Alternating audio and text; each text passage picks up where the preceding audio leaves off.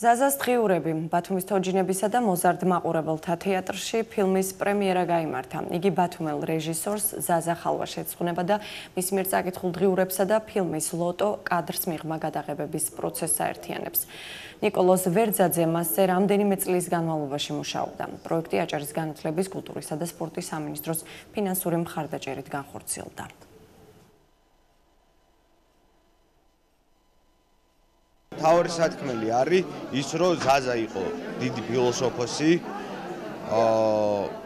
არა მხოლოდ რეჟისორი, არამედ თავისი აზრები არის, თითოეულ აზრზე შეიძლება რომ მსჯელობა გაიმართოს, ან ფილმი გადაიღოს სულაც, ანუ იდეა იყოს. თავი სათქმელი იყო, რომ მე მინდოდა მაყურებელს გაეცნო ზაზა ისეთი როგორიც მე დავინახე. რაც შეეხება თვითონ ფილმს, ანუ ზაზას დღიურები, მარტო ამ ადამიანებისთვის არ გაკეთებულა, ესაა ქალაქისთვის მნიშვნელოვანი ფიგურა იყო და იქნება, უდიდესი პედაგოგი და დიდი ხალოვანი იყო ბატონი ზაზა.